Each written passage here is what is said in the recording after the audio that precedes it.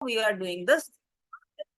This is the first definition of your syllabus, sigma algebra. ठीक है, देखो what is sigma algebra. Let's say this is any space, this is a subset of this space, and ये A के अंदर भी subset ही है. So what is A? A is a collection of subset of a set A, of a set X, right? So A के सारे members होंगे, ये sets होंगे, बस इस बात का ध्यान रखना, क्योंकि next time we will say consider two elements from, so that one element means one complete member, that one complete set.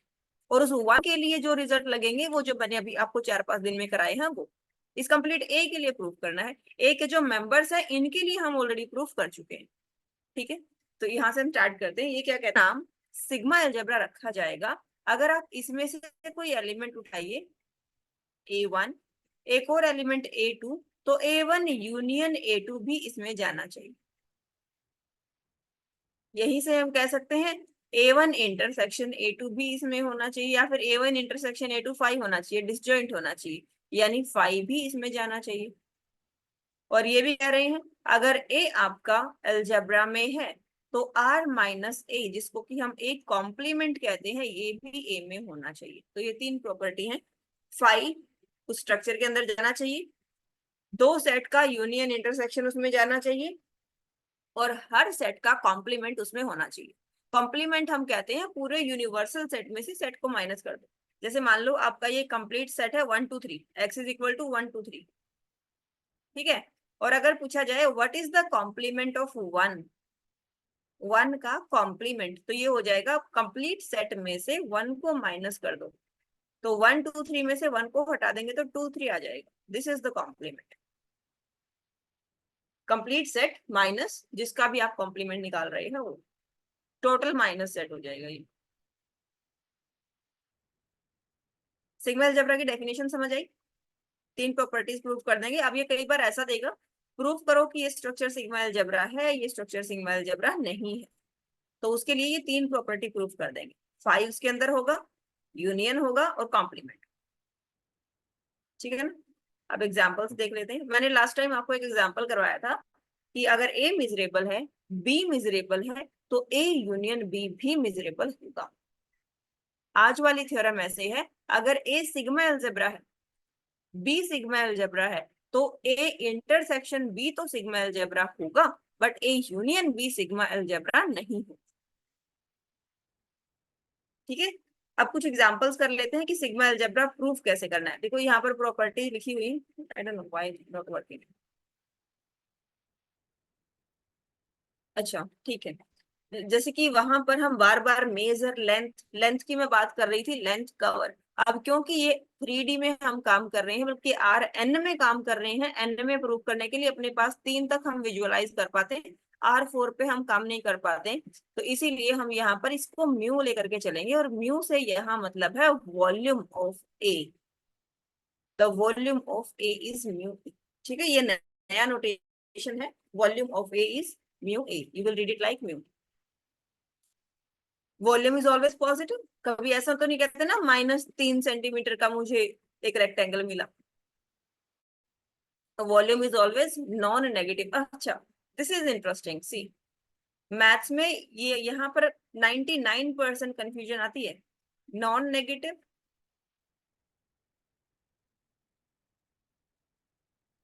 And positive, non positive और नेगेटिव, है ना. It's very confusing for many peoples, but एक बार ये clear हो जाए उसके बाद जिसको कंफ्यूजन होती है वो मजाक लगता है. नेगेटिव नहीं होना चाहिए, वो कह देते हैं इसका मतलब कि पॉजिटिव होना चाहिए, है ना. बट जीरो को भूल जाते हैं. जीरो का नॉन नेगेटिव में 0 और पॉजिटिव आएंगे, पॉजिटिव में 1 से स्टार्ट होंगे. तो हम नॉन नेगेटिव नहीं कहेंगे, फिर जीरो एंड पॉजिटिव कहेंगे, या फिर जीरो एंड नेगेटिव कहेंगे, क्योंकि नॉन नेगेटिव यानी नेगेटिव नहीं होना चाहिए. ये तो नहीं कहा ना कि पॉजिटिव होना चाहिए, तो नेगेटिव नहीं होना चाहिए, इसका मतलब जीरो तो उसमें इंक्लूड ही नहीं हुआ, क्योंकि जीरो ना पॉजिटिव होता है ना नेगेटिव होता है. तो non negative is different from positive, तो यहाँ पर हमेशा नॉन नेगेटिव या नॉन पॉजिटिव आएगा, ठीक है। Outer measure of A should be non negative number as infinity, infinity तक जा सकता है, नॉन नेगेटिव होना चाहिए। आउटर मेजर 0 कब होगा? ऑब्वियसली जब उसमें वॉल्यूम एम्प्टी है, वॉल्यूम है ही नहीं, जस्ट अ सिंपल पॉइंट, एक सिंपल पॉइंट का क्या ही वॉल्यूम निकालेंगे हम। तो कभी भी इसको आउटर मेजर पढ़ रही हूँ मैं, बार बार sorry, volume it is volume of any set will be always greater than 0, volume of any set will be 0 if and only if the set is phi or it is having no volume. And again, this is ye wali property we have already done, right? I have told you for measure, the outer measure of union of an can be written as the summation of the union of n, right? This we have done. बस m की जगह पे यहाँ पर आपकी notation अलग है, proof it. Now let's see what next. All these 3 points clear? If doubt in any point, can let me know. No. Sure. Okay then. ये यूक्लिडियन नॉर्म होता है, नॉर्म हमने पहले भी किया है जब हम रियल एनालिसिस 1 कर रहे थे, वहां पर नॉर्म को लिखा जाता था इस तरीके से, norm of this is equal to the under root of this.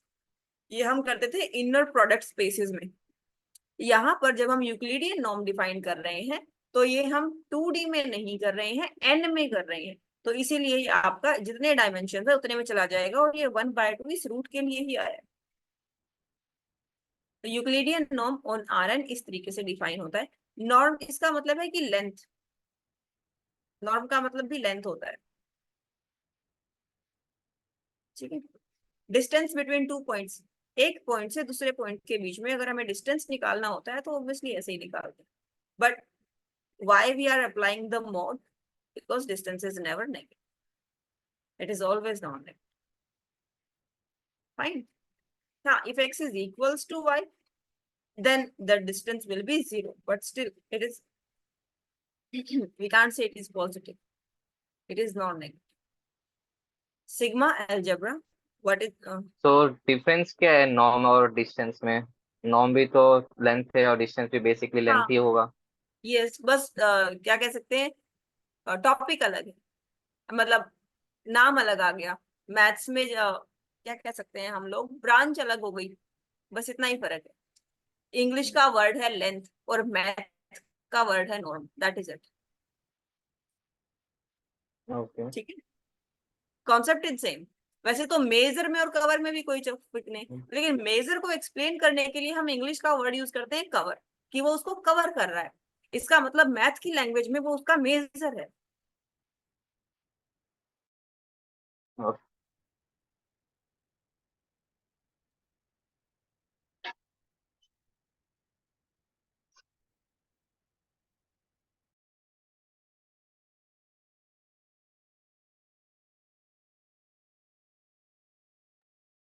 Ma'am pause हो गए।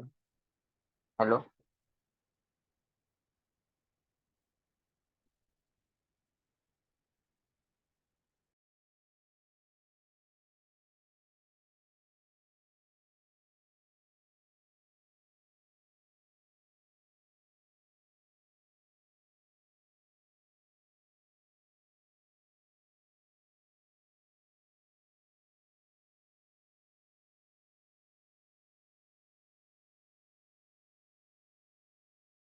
The same bracket has a different name in different subjects, ठीक है।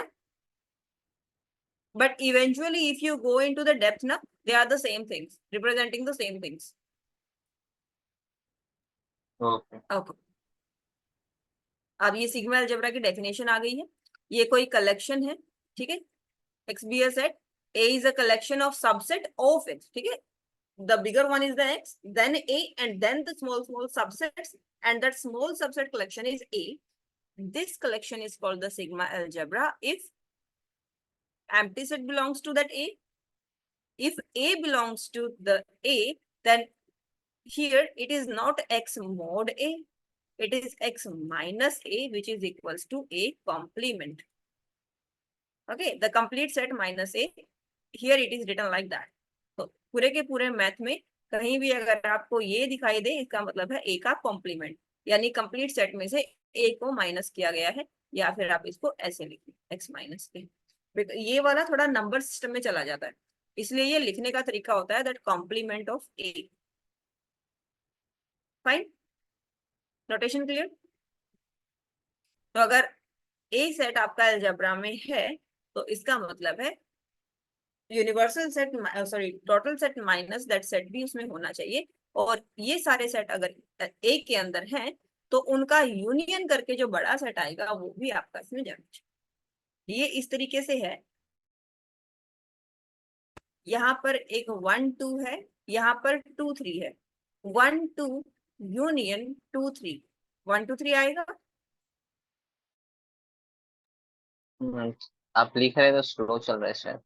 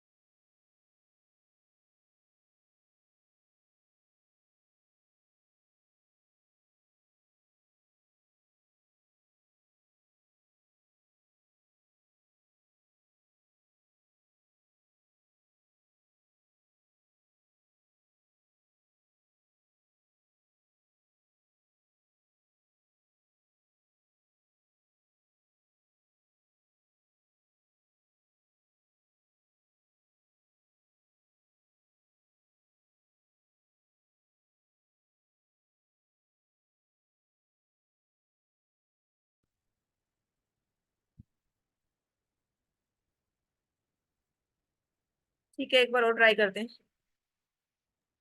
और आपको सेट गिवन है 1 2 3। अगर ये बार 2 3 बार ड्रॉप होता है then I will give you the recording, ठीक है। तो वेदर ठीक नहीं है, बाहर बार बार मौसम खराब हो रहा है, बारिश हो रही है, इसकी वजह से वाईफाई भी नहीं चल पा रहा है। 1 2 3।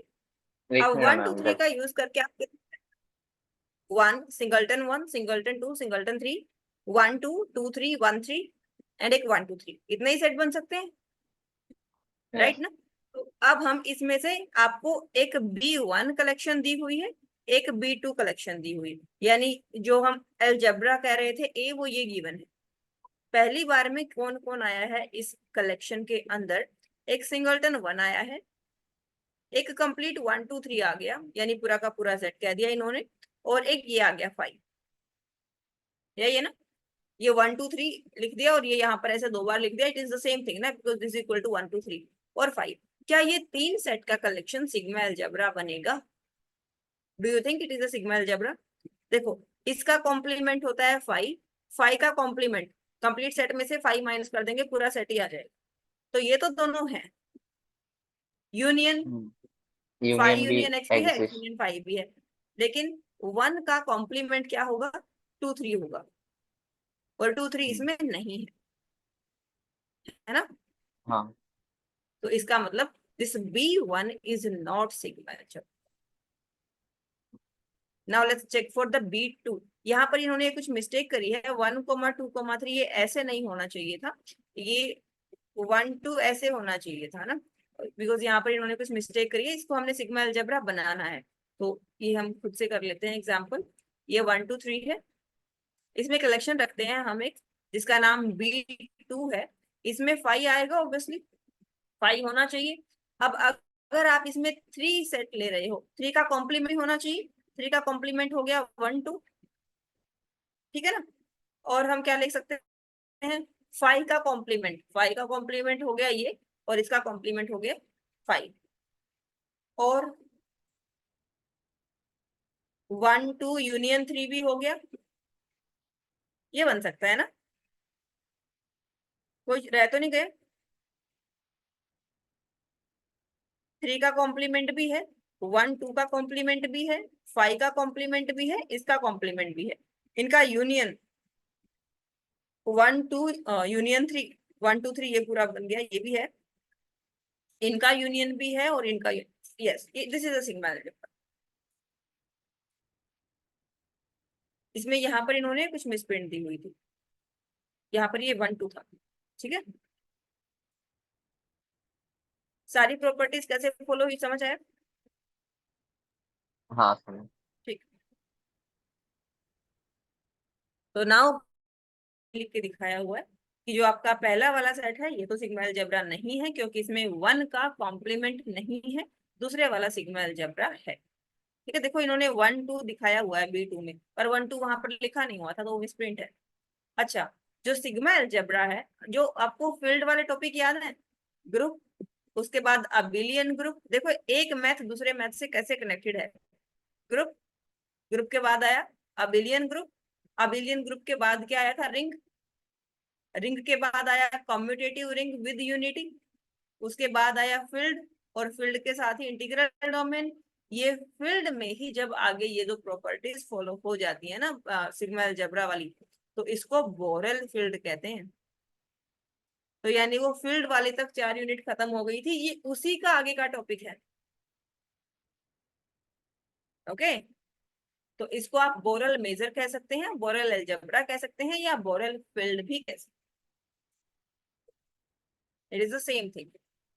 चलिए, इसी को हम कई बार डायरेक्ट मेजर भी कहते हैं, और डिराक मेजर के लिए इसकी नोटेशन बस ये है, आउटर मेजर की नोटेशन ये हो गई, मेजर की नोटेशन इन्होंने ये ली है, और वॉल्यूम की नोटेशन इन्होंने ये ली है। तो ये आपकी बुक में ये वॉल्यूम का नोटेशन है, ये है आपका मेजर का नोटेशन, और ये है आपका लिबेक मेजर का notation, they are the same things. Last में जाकर ये कह देंगे कि आउटर मेजर ही लिबेक मेजर होता है, ठीक है। बट एक बार को डेफिनेशन बताने के लिए एक पेज पे लिख के दिखाएंगे अलग से। चलिए, उसके बाद डिराक मेजर क्या हो जाएगा, इसका जो नोटेशन हो जाएगा ये ऐसे हो जाएगा, D for Dirac, D for measure. तो ये क्या होगा, अगर आपने मेंबर अलजेब्रा के अंदर से ही लिया है, यानी ये जो ए के कलेक्शन में से ही आपने कोई सेट उठाया है, तो डेल ए होगा 1, और अगर आपने यहां से कोई सेट उठाया है, इसका डेल ए होगा 0। अगर एलिमेंट अलजेब्रा में है तो उसका डिराक मेजर आ जाएगा 1, और अगर ए से बाहर का है तो आ जाएगा 0 बस। तो ये वाला मेजर चेक करने के लिए तो आपने बस इतना ही देखना है, जिस भी चीज का मेजर चेक किया जा रहा है वो उस कलेक्शन में है या नहीं। फाइन, ये वाला प्रूफ मैं आपको ऑलरेडी करवा चुकी हूँ, दिस वन, या आप A1 यूनियन A2 को A1 प्लस A2 हम लिख रहे थे, राइट ना, वो यूनियन को समेशन में चेंज कर रहे थे, हमने सारी की सारी थ्योरम्स में ये किया था। यहाँ पर इसका नोटेशन मैंने एम लिया था, इन्होंने यू लिया हुआ है, ठीक है। और ये कैसे है, एक बार ये वाली नोटेशन को प्लीज ध्यान देना, जब हम कह रहे हैं कि जो आपका यूनियन है ये N varies from 1 to infinity A N है, ठीक है। यानी क्या आएगा ये, इसको अगर हम ओपन करेंगे तो क्या आएगा, A1 union A2 union A3 up to so on union AN, ये होगा, या राइट ना। क्या मैं इसको ऐसे नहीं लिख सकती थी कि ये जो है ये है आपका union of AN and this N tending to infinity. यहाँ पर इन्फिनिटी लिखने की बजाय मैं यहाँ पर तो इसको कुछ फाइनाइट ही कर देती हूँ, n varies from 1 to n तक कर देते हैं, और यहाँ पर n को यहाँ इन्फिनिटी कह देते हैं कि n is going to infinity, ये भी वही चीज होगी, ये आ जाएगा A1 यूनियन A2 यूनियन, अब यहाँ पर ये इन्फिनिटी है, तो इसमें ये कहाँ पर जाकर खत्म करे, we have no idea. So the better is कि आप इसको ऐसे लिख दो, A1 union A2 up to so on union AN, और ये कह दो ये जो n है ना ये इन्फिनिटी की तरफ जा रहा है, यानी हमें ये लास्ट में ऐसे डॉट डॉट भी नहीं लगाने पड़ेंगे और इन्फिनिटी भी आ जाएगी। समझ आया? तो ये वाली चीज आपको कई वाली थ्योरम्स में परेशान कर सकती है, अगर यहाँ पर कंफ्यूज कर रही है तो ये वाली चीज को आप इसके इक्वल लिख सकते हैं, limit n tending to infinity measure of a n. तो यहाँ पर इंफिनिटी लिख दो या फिर ये limit n tending to infinity लिख दो, सेम। फाइन। इसका या proof I will explain in 5 minute. इसके पहले एक ज्यादा जो इजी प्रूफ है वो मैं करा देती हूँ, क्योंकि इन्होंने देखो यहाँ पर, अगर आपके पास, आपने हार्ड कॉपी ली है ये नोट्स की, फोटो कॉपी करा ली, हाँ हाँ, ऐसे ही है आपकी बुक में ये प्रूफ जैसे यहाँ दिख रहा है? एक मिनट मैम ओपन करो। हाँ प्लीज।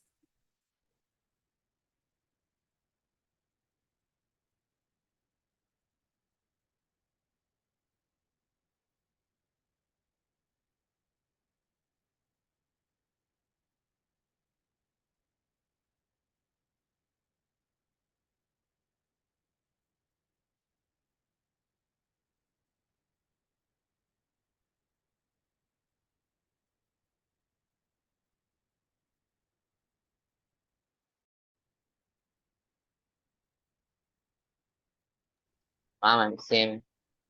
सेम प्रूफ है। तो बी हाँ केयरफुल कि यहाँ पर क्या किया हुआ है, ये जो एक पार्ट है ये तो प्रूफ किया हुआ है, सेकंड वाला part if and only if है, तो सेकंड वाला पार्ट यहाँ पर स्टार्ट करके छोड़ दिया। ठीक है। और ये पेज आगे पीछे लगे हुए हैं, ये वाला प्रूफ, ये देखो एग्जाम्पल हो गया, एक ये हो गया, यूनियन हो गया, उसके आगे देखो ये आ गया, तो वो वाली लाइन के बाद ये यहाँ से शुरू। ठीक है। और फिर ये खत्म कहाँ पर होगा, यहाँ पर ये प्रूफ खत्म होगा।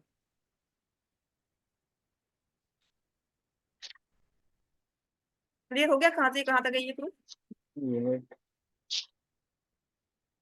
तो ये जो लिखा हुआ है ना, B1 = A1, BK = AK - A K - 1, इसके बाद लाइन आएगी ये क्लियरली वाली क्लियर यहाँ भी से। है। तो एंड कहाँ होगा मैम? यस। ये प्रूफ एंड कहाँ होगा? कहाँ होगा? एंड होगा यहाँ पर। फिर ओके।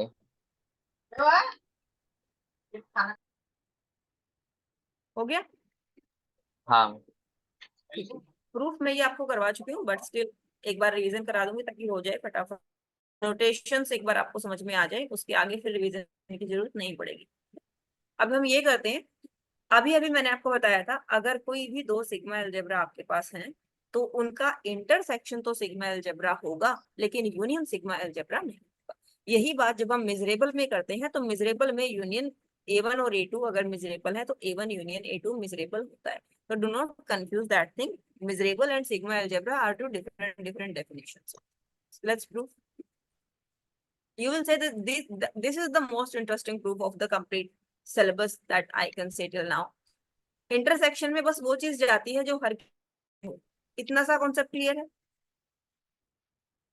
हाँ है ना? इंटरसेक्शन सबका कॉमन पॉइंट होता है। एक बार और बेशक रिपीट कर लो, अगर कोई चीज इंटरसेक्शन में जा रही है, अगर वो 20 चीजों के इंटरसेक्शन में से आ रही है, इसका मतलब वो 20 के 20 में होनी चाहिए, राइट ना? अब आप क्या कह रहे हो, A1 सिग्मा अलजेब्रा है, A2 सिग्मा अलजेब्रा है, A1 intersection A2 sigma algebra proof करो। ठीक है। अब आपको A1 intersection A2 intersection AN लिखने की बजाय आप ऐसा, इसके नोटेशन बाद में बताती हूँ, एक बार यहाँ पर देखो, A1 अलजेब्रा है यानी A1 में फाई भी है ना, और A1 में वो यूनियन वाला कॉन्सेप्ट भी है और वो कॉम्प्लीमेंट वाला भी है, और इसमें भी ये फाई वाला भी है, यूनियन वाला भी है, कॉम्प्लीमेंट वाला इसमें तो है, because they are already measure, already algebra. A1 intersection A2 में क्या फाई होगा? Phi belongs to A1 intersection A2, sorry, A1 intersection A2. Phi belongs to A1 and phi belongs to A2. Do these lines need explanation? Phi no। belongs to A1 and phi belongs to A2. In the bracket, you can write down because A1 is sigma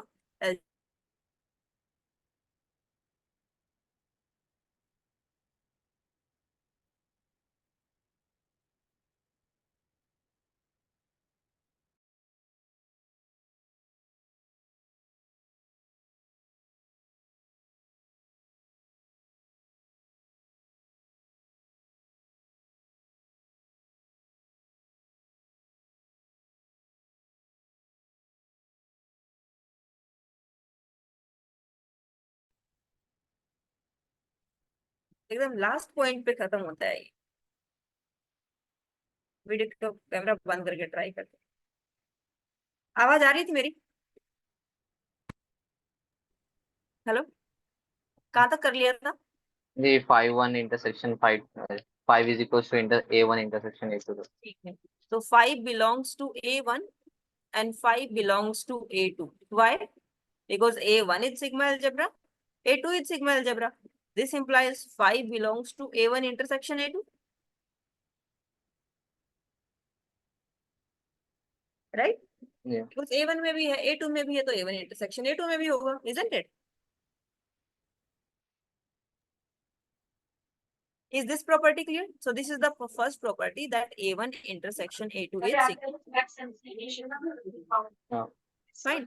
Second property क्या थी? Union अगर A1 के अंदर दो set का union है, A2 के अंदर भी यूनियन है, तो अब मान लेते हैं कि जो A belongs to A1, A belongs to A2. Then can I say A belongs to A1 intersection A2? Can we say that? ये That is the thing. Similarly, like that, A complement belongs to A1, A complement belongs to A2. Can I say A complement belongs to A1 intersection A2? या हो गई तीनों property. तो जब हर एक में वो प्रॉपर्टी फॉलो हो रही है, तो उनका इंटरसेक्शन तो उनसे कम ही होगा ना। इंटरसेक्शन में वही वाले तो कॉमन पॉइंट उठा रहे हैं। तो 5 वाली प्रॉपर्टी, क्योंकि ए आई सिग्मा अलजेब्रा है, तो 5 belongs to A i. Yes, you have to, अभी मैंने आपको दो के लिए करके दिखाया, that 5 belongs to A1, 5 belongs to A2। But जब आप काउंटेबल की बात कर रहे हो, इनफाइनाइट की, तो इनफाइनाइट टर्म लिख के तो नहीं दिखाएंगे ना। तो आप सीधा सीधा ये कह देंगे 5 belongs to AI for every i. अब आप यहाँ पर A1 रखो, चाहे A2 रखो, चाहे AN रखो, चाहे, अब ये आई कहाँ से आना चाहिए? कोई भी सेट कह दो, जिस सेट में से आप उठा रहे हो, ठीक है ना। अब ये आई हो गया आपका, चाहे इंटीजर का है, चाहे होल नंबर्स का है, चाहे नेचुरल्स का है, चाहे रियल नंबर्स का। फाइन, ये आई उतनी बार ही रिपीट होगा जितना कैपिटल आई में एलिमेंट्स होंगे। हर एक आई में है तो इंटरसेक्शन में होगा। इसी तरीके से हम इंटरसेक्शन को प्रूव करते हैं। अब इसको ए कह देते हैं। जो ये इंटरसेक्शन ऑफ ए आई है, A1 में भी है, A2 में भी है, A3 में भी है, A4 में भी है, तो it belongs to A i for all i. बस this, only this you have to learn how to write it. अगर एवरी ए आई में है, इसका मतलब इंटरसेक्शन ऑफ ए आई में भी ऑब्वियसली होगा, so that A belongs to the and the same point you can write in the complement as well. It's done. तो ये तीनों के तीनों पॉइंट्स में से इफ यू फील कि एक सिंगल पॉइंट भी मिस हो रहा है या फिर नहीं समझ में आ रहा है, सो लेट मी नो। इसमें कंफ्यूज मत होना। ये यहाँ पर एक तरफ यूनियन आ गया, एक तरफ इंटरसेक्शन आ गया, ये मैं एक्सप्लेन कर देती हूँ। अब आप कह रहे हो कि मान लो ए के अंदर है फॉर ऑल के, इसका मतलब A1 belongs to a, A2 belongs to A, up to so on AK belongs to A। तो जहां भी आपको ये for all दिखे ना, एक बार के लिए एक्सप्लेन करके जरूर देखो कि कहना क्या चाहता है। एक दो बार ये लिख लोगे, उसके बाद ये for all या फिर there exist ये सब परेशान नहीं करेगा। एग्जाम में बिना बात ये वाले पॉइंट्स मत लगा देना, therefore, since, this implies। तो ये सिंबल्स का सिग्निफिकेंट मीनिंग होता है जहां पर एम्प्लाई हो रहा हो, जहां पर देयरफॉर हो, जहां पर सिंस हो, वहीं पर लगाना। ना समझ में आए तो कुछ मत लगाना। हर लाइन के आगे बहुतों की आदत होती है ये वाला दिस इम्प्लाइज लगा करके चले जाते हैं, और इसके प्रोफेसर को गुस्सा आ जाता है तो 10 के 10 नंबर काट लेता है। चलो, a k belongs to a for all k, इसका मतलब ए के A1 belongs to A, A2 belongs to A, A3 belongs to A। इसका मतलब A के belongs to intersection of AI ना। A के A1 में भी है, A2 में भी है, A3 में भी है, A4 में भी है, तो इंटरसेक्शन में भी होगा ना। फाइन, और इनका यूनियन कर दो, A1 union A2 union A3 union ये। ये भी जाएगा फिर आपका एआई में, है ना। तो यूनियन ऑफ ए के, ये भी जा रहा है आपका एआई के अंदर, ठीक है ना, क्योंकि ये A1 में भी है, A2 में भी है, A3 में भी है, A4 में भी है, तो इनका यूनियन ऑब्वियसली एआई में जाएगा, ठीक है। नाउ यू, अब ये एआई क्या है, हर एक एआई में जा रहा है, A1 में भी, A2 में भी, A3 में भी, A4 में भी, फॉर ऑल लिखा हुआ है, बस इस फॉर ऑल जहां भी आ जाए ना, उसके बाद आप इंटरसेक्शन आराम से लिख सकते हो, ठीक है ना। बस आप ऐसा समझिए, फॉर ऑल होता है, इंटरसेक्शन ऐसे होता है, जहां पर आपको सिग्मा अलजेब्रा नहीं बनेगा। जब आपको यस कहना होता है तो आपको प्रूफ देना होता है, जब आपको नो कहना होता है तो एग्जाम्पल देना। तो आप ऐसे A1 A2 बनाइए कि A1 union A2 sigma algebra ना बने। A1 यूनियन A2 बनेगा क्या, वो लिख लेते हैं पहले, तो ये आएगा, ये भी आ जाएगा, ये भी आएगा, 3 आएगा, 1 2 भी आएगा, बस यही है ना, ये कवर हो गया, ये हो गया, ये हो गया, ये हो गया, 1 2 हो गया, 2 3 भी आएगा। A1 यूनियन A2 यही बनेगा। A1 union A2 sigma algebra नहीं है, वाई?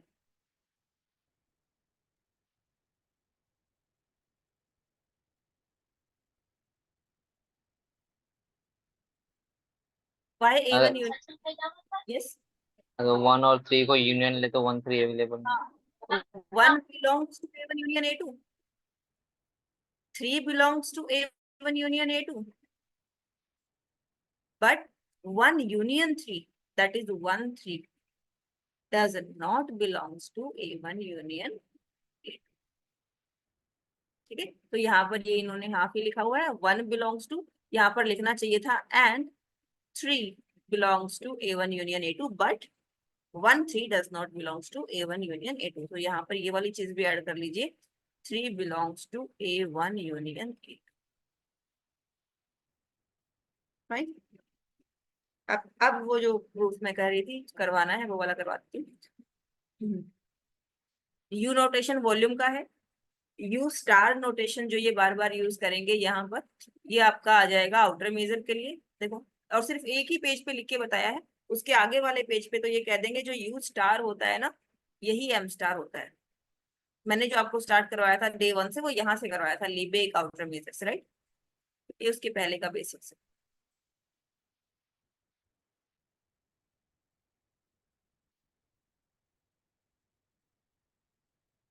मीटिंग है कि बंद हो गई?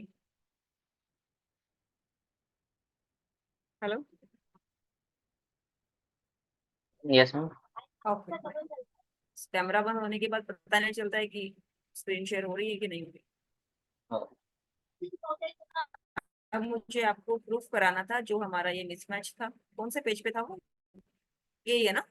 हाँ, एक बार इसको ना स्टेटमेंट समझना, स्टेटमेंट क्या है, अगर स्टेटमेंट समझ आ गई तो फिर प्रूफ करने की जरूरत ही नहीं पड़ेगी।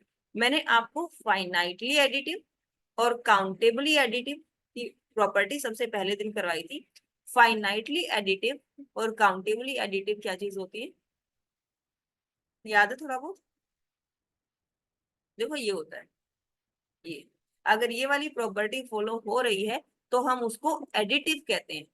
ये काउंटेबल सेट्स हैं A1 A2 A3 A4 AN, और जब इन पे यूनियन को अगर आप समेशन में कन्वर्ट कर पा रहे हैं तो अब इसको आप कह सकते हैं कि ये काउंटेबली एडिटिव है। अगर आप यूनियन फाइनाइट सेट पे लगा रहे हैं तो फाइनाइट एडिटिव, अगर आप यूनियन किसी काउंटेबल सेट पे लगा रहे हैं और इसको आप फिर countable of union of Z1 Z2 Z3 किसी तरीके से set of subset of Zn में लिख रहे हैं, तब आप उसको काउंटेबली एडिटिव कहते हैं। तो अब यहाँ पर क्या कह रहा है, फाइनाइट एडिटिव यानी छोटी प्रॉपर्टी हो गई, काउंटेबली यानी अब उसको इनफाइनाइट पे लेके जा रहे हैं। तो अगर आपका ये जो वॉल्यूम है ये फाइनाइटली एडिटिव गिवन है, ठीक है, और सिग्मा अलजेब्रा भी गिवन है, किसी कोई भी फंक्शन है, अपना सेट फंक्शन ए है, सिग्मा अलजेब्रा है, फाइनाइटली एडिटिव है। अब फाइनाइटली एडिटिव से काउंटेबली एडिटिव हो जाएगा अगर ये वाली प्रॉपर्टी फॉलो हो जाए। तो प्रूफ क्या करना है, गिवन क्या है सबसे पहले तो फाइनाइटली एडिटिव गिवन है। अब प्रूफ क्या करना है, कितने पार्ट्स प्रूफ होंगे एक बार वो देखने की वाली बात है। देन से यहाँ पर देखना शुरू करेंगे। म्यू को काउंटेबली एडिटिव प्रूफ करना if and only if property. अब क्या प्रॉपर्टी है मान लो नहीं समझ में आ रहा है, पर यहाँ पर ऑलरेडी प्रॉपर्टी लिखी हुई है, तो यहाँ पर आपको समझ में आ गया ना। एक बार ये वाला पार्ट फर्स्ट वाला लेकर के चलना है, सेकंड वाला प्रूफ करना है, और एक बार सेकंड वाला लेकर के चलना, फर्स्ट वाला प्रूफ करना है। इस गिवन को तो आप दोनों में यूज कर सकते हो, फर्स्ट पार्ट में भी सेकंड पार्ट में, it is given for both, ठीक है ना। या फिर अगर इफ एंड ओनली इफ मिल जाता है तब तो बहुत अच्छी बात होती है कि ये वाला इधर आपका फर्स्ट पार्ट होता है, इधर आपका सेकंड पार्ट होता है। फाइन। तो एक बार हम म्यू को काउंटेबली एडिटिव लेकर के चलेंगे, ये प्रॉपर्टी प्रूफ कर देंगे, और एक बार ये प्रॉपर्टी लेकर के चलेंगे, काउंटेबली एडिटिव प्रूफ कर देंगे। और काउंटेबली एडिटिव प्रूफ करने से मेरा मतलब है ये वाली चीज प्रूफ कर देंगे। What to prove, is this clear? Should we move forward? एक बार और रिपीट कीजिए ना। हाँ कर देते। आपको गिवन है जो म्यू है ये फाइनाइटली एडिटिव है, ठीक है। यानी आप इसको अगर किसी फाइनाइट सेट पे लगा रहे हैं, जैसे k varies from 1 to 20, finite हो गया, ठीक है। एक k it is equal to the summation k varies from 1 to 20 mu of ak। This is finitely additive. What is countably additive? Countably additive is like k varies from 1 to infinity, that is the only difference. यहाँ पर ये finite number था, यहाँ पर ये countable हो गया, ठीक है। ak this is equal to the summation of k varies from 1 to infinity mu of ak। यानी ये फर्स्ट तो गिवन है और सेकंड टू प्रूफ है, ठीक है। तो ये सेकंड वाला मतलब अगर फाइनाइटली एडिटिव है यानी 20 के लिए अगर ट्रू है तो आप कह सकते हो इन्फिनिटी के लिए भी ट्रू होगा, अगर आप ये वाली प्रॉपर्टी प्रूफ कर दो तो एक बार तो आप काउंटेबली एडिटिव लेकर के चलना, ये प्रॉपर्टी प्रूफ कर देना, और एक बार ये प्रॉपर्टी हम लेकर के चलेंगे और ये काउंटेबली एडिटिव के लिए ये चीज प्रूफ कर देंगे। Now clear?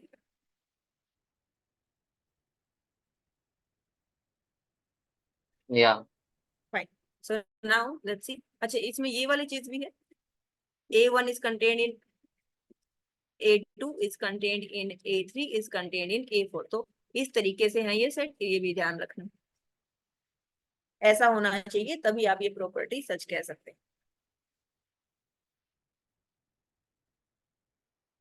म्यू क्या गिवन है, पहली बार में काउंटेबली एडिटिव लेकर के चलते हैं। मान लो कि म्यू काउंटेबली एडिटिव है, ठीक है, और A1 किसमें कंटेंट है, A2 में, किसमें कंटेंट है, A3 में। इसका मतलब इनका अगर मैं यूनियन कर दूं, A1 union A2 union A3 union A4, क्या मैं ये कह दूं A1 union A2 union A3 union A4 content है A4 में? Because A4 is the biggest one, तो इन सब का यूनियन इस A4 में कंटेंट रहेगा। और एटलीस्ट जिसके ये सेट है जो सिग्मा अलजेब्रा है कैपिटल A, उसमें तो कंटेंट रहेगा ही रहेगा ना, तभी तो अलजेब्रा बना।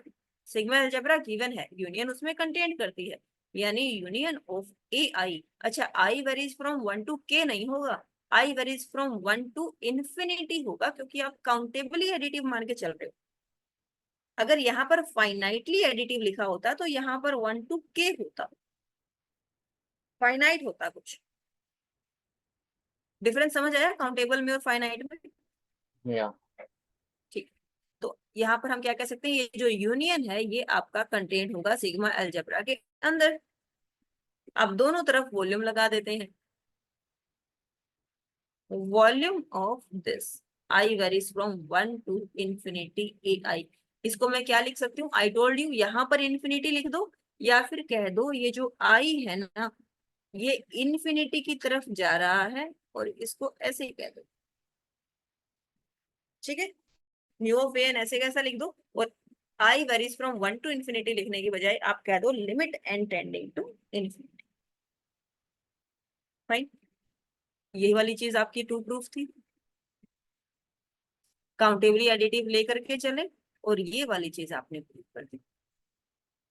तो ये तो एकदम डायरेक्ट ही हो गई, यूनियन लेकर के बस A1 A2 A3 A4 का यूनियन किया, वो ए में कंटेंट हो गया, दोनों तरफ आउटर मेजर लगा दिया और लिमिट दोनों तरफ एन टेंडिंग टू इंफिनिटी लगा दी। एक यूनियन को हम limit n tending to infinity से लिख सकते हैं। That is it. The second part, first understand कि सेकंड पार्ट में आपने प्रूफ क्या करना है। सेकंड पार्ट में एक तो ये वाली चीज इंपॉर्टेंट रहेगी क्योंकि ये दोनों चीजें चाहिए हमें। now these two things are given. What is to prove? Countably additive. ये प्रूफ करना है कि ये जो म्यू होगा ये काउंटेबली एडिटिव होगा। मतलब क्या है कहने का, म्यू जो है 1 to इंफिनिटी से आप समेशन 1 to इंफिनिटी कर सकते हैं, ये प्रूफ करना है। ठीक है ना, ये गिवन है और ये टू प्रूफ है काउंटेबली एडिटिव। तो इसके लिए हम एक नया सेट बना करके चल रहे हैं। मान लो A1 is equal to B1 है, B1 B2 B3 B4 एक नया कलेक्शन बना लिया हमने। B2 A2 minus A1, B3 ये इस तरीके से है, B1 is equal to A1, B2 A2 minus A1, इसको लिख रहा है ये A2 मोड A1, तो इसका मतलब यही है A2 माइनस A1। तो B3 क्या हो जाएगा,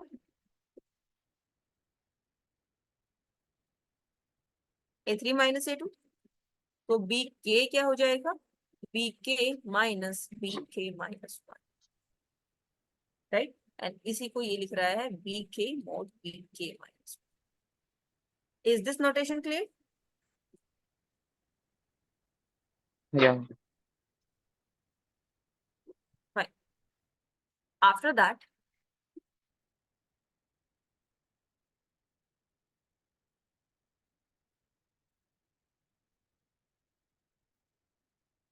क्लियरली वाली लाइन कहाँ है, नाउ ये रहा। ठीक है, B1 is equals to A1, can I say B1 belongs to A1? B2 is A2 minus A1, यानी B2 is smaller one, A1s are the bigger one and B are the smaller one. So from here you can say each BI belongs to AI for all I. That is an important part. BIs are pairwise disjoint. Nothing is common between B1 and B2. B1 intersection B2 is just 5. B2 intersection B3 5. B1 intersection B3 5. So they are pairwise disjoint. That is आपस में disjoint है. It means that. ठीक है. First we show that AK यानी अगर हमें A का use करके B कैसे बनाना है वो तो समझ आ गया, but how can I right AK, B का यूज करके A कैसे बनाऊं? तो आप कहेंगे A1 is equal to B1, वो तो हम ऑलरेडी कह चुके हैं। A2 है जो आपका वो है B1 यूनियन B2, A3 है वो आपका है B1 union B2 union B3। तो A क्या हो जाएगा, B1 union B2 union B3 union up to so on BK। तो यानी I varies from 1 to K BK। ठीक है, A से B पे क्या नोटेशन है और B से A पे कैसे जाना है, बस ये वाली समझने वाली बात है, बाकी पूरा प्रूफ इजी है। A गिवन है, B आपने बनाना है, तो B2 बनाने के लिए A2 माइनस A1 कर दो, B3 बनाने के लिए A3 माइनस A2 कर दो, BK बनाने के लिए BK माइनस BK माइनस कर दो। BI सारे के सारे डिसजॉइंट है, BI कंटेंट है AI में, और अगर A बनाना है B में से तो कैसे हो जाएगा, B1 is equal to A1 और A2 is equal to B1 union B2, क्योंकि B छोटे थे A बड़े थे, तो B1 यूनियन B2 A2 बनेगा। ऐसे ही B1 union B2 union B3 A3 बनेगा, up to so on B के तक कर देंगे तो AK बन जाएगा। दिस इज मोस्ट इम्पोर्टेंट, ये यूज होगा बार बार। ठीक है, लास्ट में इससे ही अपना प्रूफ होगा। इरेज कर दूं ये अगर ये सारी लाइंस क्लियर है तो तो यहाँ पर 4 पॉइंट लिखे हुए हैं मैंने। This is the first point, this is second point, this is third point and this is fourth, this fourth. अभी तक हमने जो किया है ये उसमें से एनालिसिस है बस, ये चीजों का प्रूफ में यूज होगा। चलो, बाय इंडक्शन ऑन के, इंडक्शन के लिए प्रूफ करते हैं हम लोग। प्रूफ क्या करना है, a k is equal to union of b i, ये हमने प्रूफ करना है। ठीक है, तो इंडक्शन से करते हैं। फॉर के इज इक्वल टू 1, यहाँ पर ए 1 हो जाएगा, यहाँ पर यूनियन ऑफ बी 1 हो जाएगा। ये तो ऑलरेडी था ना, ये तो सही है, स्टार्टिंग में हमने कंस्ट्रक्शन ही ऐसे करी थी। अगर 1 के लिए ट्रू हो जाता है तो इंडक्शन मेथड कहता है आप k माइनस 1 के लिए अज्यूम कर सकते हो।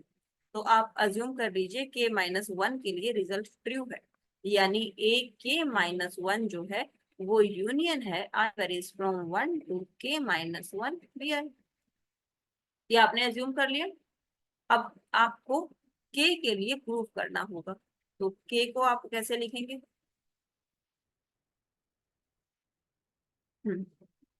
k माइनस 1 और k ऐसे लिख सकते हैं, एक और यानी आई वेरीज फ्रॉम 1, इसको क्या कह देते हैं, बी आई, और ये बी के को ऐसे लिख सकते हैं ना, के माइनस 1 और एक और साथ में कुछ के ऐड कर देते हैं, ठीक है ना। तो ये ऐसे लिख दिया इन्होंने, जो कंप्लीट के था इसको के माइनस 1 तो यहाँ रख लिया और 1 यहाँ रख लिया। अब क्योंकि हमारा 1 के लिए भी रिजल्ट ट्रू है और के माइनस 1 के लिए भी ट्रू है, के माइनस 1 ये रहा, इसकी जगह पे ए के माइनस 1 लिख सकते थे, और बी के क्या था अपना, ए के माइनस 1 था, तो बी के की जगह पे लिख दिया ए के माइनस 1। अच्छा, 2 प्लस 3 माइनस 2 क्या आएगा answer?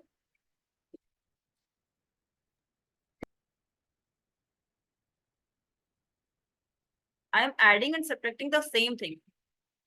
Whatever remaining will be answer. Exactly like this. AK minus 1 union AK minus AK minus 1. You are adding and subtracting the same thing. So the AK will be answer.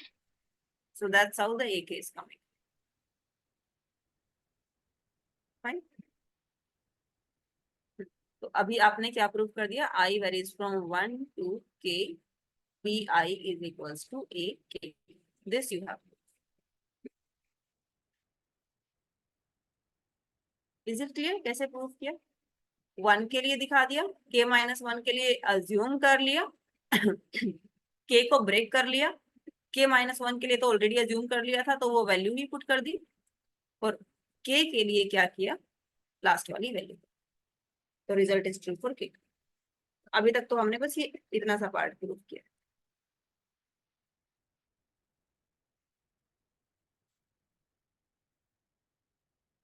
a क्या है अपना, k varies from 1 to infinity a k, यही है ना। a k की value क्या आ गई है, k varies from 1 to infinity a k की वैल्यू पुट कर देंगे, i varies from 1 to k b i, यही आई है जो अभी निकाली है हमने। B1 union B2 union B3 union B4 union B5, इस तरीके से। तो k तक ऐड करना है ना, तो it will be bk and it is k varies from 1 to infinity. Infinity लिखने की बजाय मैंने आपको कहा था आप लिमिट लगा करके लिख दिए, limit k tends to 1 to infinity. तो यहाँ पर ये है, तो ये लिखने की बजाय दोनों तरफ मेजर ले दिया पहले, ठीक है। यहाँ पर a था ना, तो दोनों तरफ मेजर ले लेते हैं, मेजर लेंगे तो यूनियन का क्या बन जाएगा, समेशन। अब इन्फिनिटी हम ऐसे लिखने की बजाय क्या लिखते हैं, लिमिट लगा देते हैं। इन्फिनिटी की जगह पे क्या आ जाएगा, एन आ जाएगा। इसको मैं कैसे लिख सकती हूँ, limit n tending to infinity summation के वेरीज फ्रॉम 1 टू, यहाँ इन्फिनिटी था, इन्फिनिटी आपने इधर लिख दिया तो अब इधर एन लिख दो। इधर के टेंडिंग टू इन्फिनिटी कह रहे हो तो यहाँ के आएगा, आई टेंडिंग टू इन्फिनिटी कह रहे हो तो फिर आई आएगा, जिसको इन्फिनिटी भेज रहे हो वही तो आएगा वहां पे। Okay, that is mu of p k. Again limit लिख सकते हो आप, इसको लिख दिया, ठीक है। Summation can be change to union and union can be change to summation, and this is equals to an। तो यही वाली चीज लगभग 3 से 4 बार यूज हो गई आपकी। तो आपका यहाँ पर क्या आ गया, mu of a is equals to limit n tending to infinity mu of an। That is it.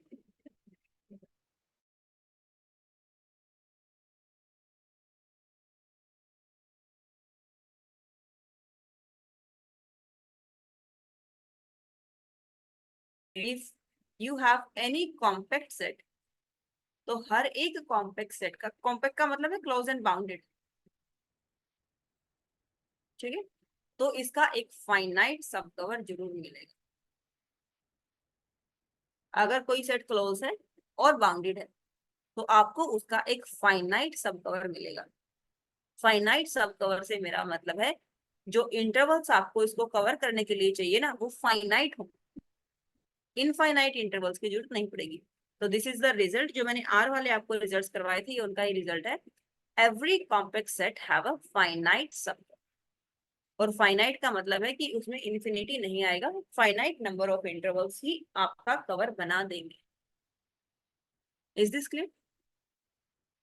To state that TST is nothing but to state that, it means to prove that, so you can skip that। अब ये हो गया आपका given. Countably additive करना है आपने proof. Countably additive prove करने के लिए डिसजॉइंट लेकर के चले थे सारे के सारे सेट, बी के को हम यूनियन ऑफ ए के लेकर के चल रहे हैं। B1 is contained in B2 is contained in B3। देखो जब A1 contained in A2 contained in A3 है तो ये गिवन है, तो जब B1 कंटेन्ड इन B2 ये होगा तो ये B के लिए भी गिवन होगा। जब भी आपके पास ऐसी सीरीज हो आप ये लिख सकते हैं। तो ऐसी सीरीज मिल गई ना B1 B2 B3, तो उसके लिए मैं ये लिख सकती हूँ, no problem, by hypothesis. Clear है ना? हाँ। ठीक है, लेकिन BI आपका क्या है, यूनियन ऑफ ए की है। जैसे पहले वाले में ए के था यूनियन ऑफ BI, यहाँ पर BI इज यूनियन ऑफ ए की। कितने टाइम्स है, आई टाइम्स, तो इसकी जगह पे आप AI लिख सकते हैं।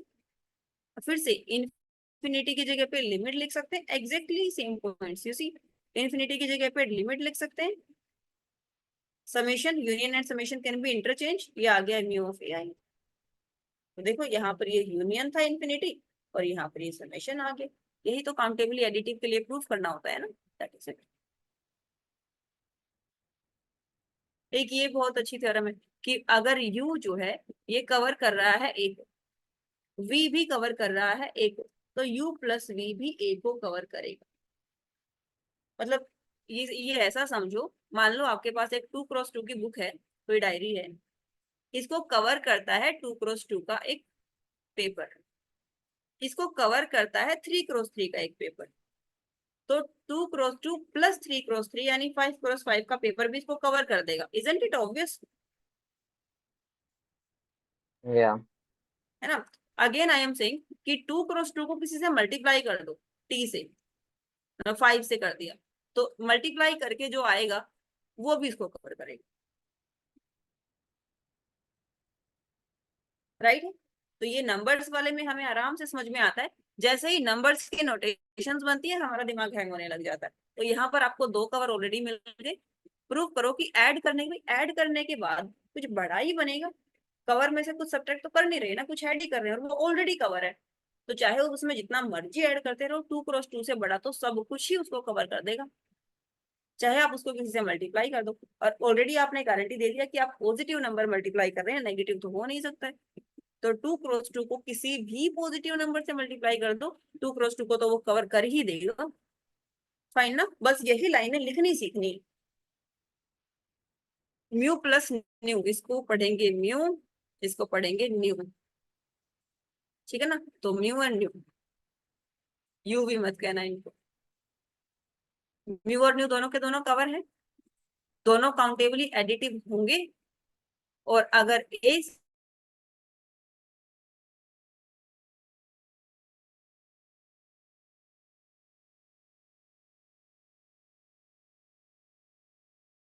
इसका मतलब म्यू प्लस न्यू मेजर बन जाएगा।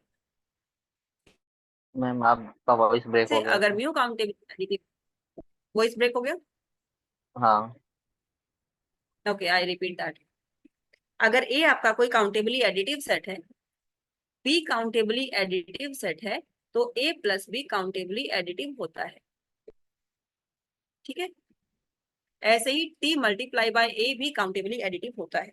तो यहाँ पर म्यू काउंटेबली एडिटिव है क्योंकि म्यू आउटर मेजर है, न्यू भी काउंटेबली एडिटिव है बिकॉज ये भी आउटर मेजर है। तो इन दोनों का जो सम होगा वो भी काउंटेबली एडिटिव होगा और नॉन नेगेटिव होगा, क्योंकि दोनों ही नॉन नेगेटिव है तो उनका सम भी नॉन नेगेटिव होगा। Countably additive non negative set function measure बनता है। तो ये काउंटेबली एडिटिव भी हो गया, नॉन नेगेटिव भी हो गया, सेट फंक्शन भी हो गया और इसका डोमेन ए हो गया।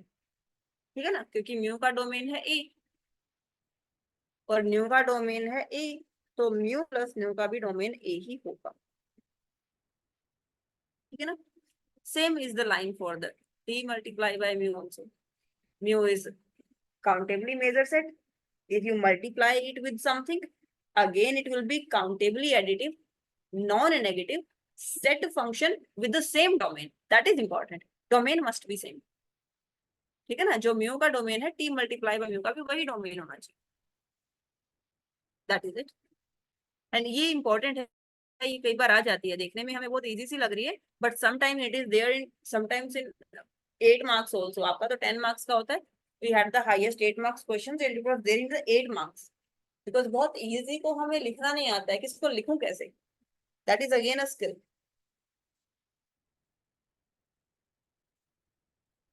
ये 3 प्रॉपर्टीज जो 1.3 टॉपिक वाली में आपको बार बार कह रही थी कि मोनोटोनिसिटी वाली है, आउटर मेजर ऑफ 5 0 होता है, और ये यूनियन से समेशन वाला, ये आपकी म्यू के लिए भी है, म्यू स्टार के लिए भी है, एम स्टार के लिए भी। तो तीनों में से कहीं ना कहीं एक जगह तो आपको यूनियन का समेशन एग्जाम में जरूर देखने मिलेगा, है ना, क्योंकि तीनों टॉपिक में कहीं एक टॉपिक में तो ये आ ही जाएगा। अगेन फिर से वही बात है, अब हम कह रहे हैं एक्सटीरियर मेजर। अब तक हम क्या कर रहे थे, वॉल्यूम।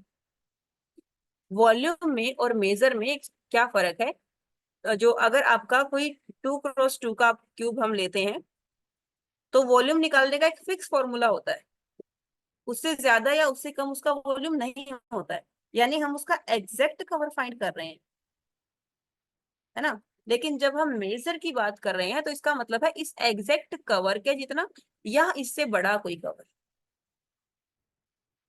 तो फिर हमें वो एक फिक्स लिमिट से आगे जाने की पूरी रिलायबिलिटी मिल जाती है।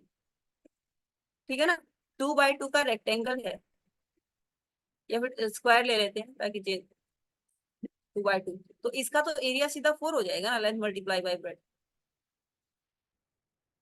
राइट। बट ये आ गया वॉल्यूम भी, अगर आप लेते थे 2x2 8 हो जाता। लेकिन यही अगर हम आउटर मेजर की बात करते तो वो वाले केस में ऐसा नहीं होता, तब आप फिर 8 से बड़ा कोई भी कवर ले लेते, वो हर चीज उसका आउटर मेजर बन जाती। अब आप ये तो नहीं कह सकते ना 4 से बड़ा कुछ भी ले लो वो वॉल्यूम है रेक्टेंगल का। Understood? Yes. Okay, so let's take a water break of 1 minute, then we'll start. 14 ma'am, हो गए, हाँ 20 बोलिए will start. मैम। स्टॉप कर सकते हैं क्या 20 पर, आज के लिए? बाकी का नेक्स्ट क्लास में कंटिन्यू। क्या? आज के लिए मतलब मीन्स 10 मिनट्स में स्टॉप कर सकते हैं क्या? बाकी का नेक्स्ट क्लास में करते हैं। हाँ ठीक है, कोई बात नहीं, एक काम करते हैं, नया टॉपिक स्टार्ट हो रहा है तो बाकी का कल करते हैं, ठीक है। हाँ ज्यादा लोग है भी नहीं, फिर उनको स्ट्रगल करना पड़ता है, रिपीट करना पड़ता है फिर पूरा। हाँ, वो भी है।